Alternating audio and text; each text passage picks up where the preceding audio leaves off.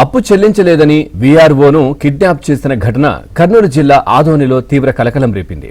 ఇక VRO BT Suresh ను TDP నేత పారిశ్రామికవేత్త బత్తిన కుబేర్నాథ్ కిడ్నాప్ చేశారంటూ అతడి కుటుంబ సభ్యులు పోలీసులకు ఫిర్యాదు చేశారు. సమాచారం అందుకున్న పోలీసులు వెంటనే అప్రమత్తమై ఫోన్ లొకేషన్ ఆధారంగా గాలింపు చర్యలు చేపట్టి వీఆర్ఓ సురేష్ ను గుర్తించి పిఎస్ కు తీసుకువెళ్లారు. కిడ్నాప్ కు దారితీసిన కారణాలు, ఘటన వెనుక ఉన్న పూర్తి వివరాలపై పోలీసులు దర్యాప్తు చేపట్టారు.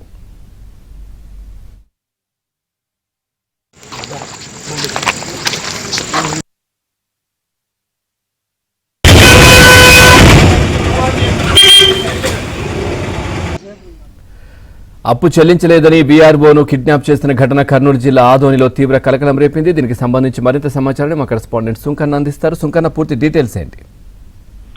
పవన్ సురేష్ అనే వీఆర్ఓ పారిశ్రామికవేత్త దగ్గర 5 లక్షల దాకా డబ్బులు అప్పులు తీసుకున్నట్లు తెలుస్తుంది. అయితే అందులో భాగంగానే కొద్ది రోజుల నుంచి కూడా ఈ పారిశ్రామికవేత్త వీఆర్ఓని అడుగుతుంటే ఇస్తానని చెప్తున్నటువంటి క్రమంలో నిన్న ఉదయం ఆదివారం కూడా అతన్ని మాట్లాడాలని పిలిపించడంతో వీఆర్ఓ కూడా అయితే పారిశ్రామికవేత్త దగ్గర కలిసి వెళ్ళిపోవడంతో అక్కడ కూడా చర్చించుకున్న క్రమంలో వీఆర్ఓ ఉదయం వాళ్ళు తీసుకెళ్లారు.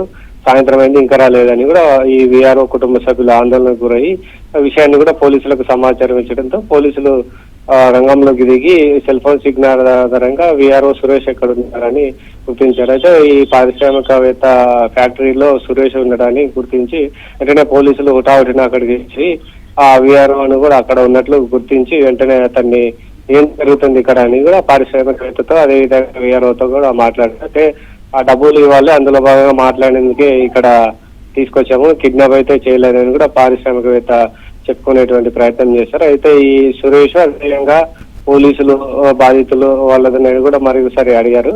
అయితే వీఆర్ఓ అదేవిధంగా వాళ్ళ కుటుంబ సభ్యులు ఇచ్చినటువంటి ఫిర్యాదు మేరకు పారిశ్రామికవేత్త పైన కూడా పోలీసులు కేసు నమోదు చేశారు. ఉదయం నుంచి కూడా సాయంత్రం వరకు కూడా ఒకంతా హైదరాబాద్ నడిచినటువంటి నేపథ్యం పోలీసులు ఎట్టకేలకు ఈ కిడ్నాప్ కేసును కూడా ఛేదించి సురేష్ ను కూడా బయటికి తీసుకురావడం జరిగింది. మొత్తం మీద అయితే ఇది స్థానికంగా చర్చనీయాంశమైంది. Okay Sunkanna, thank you.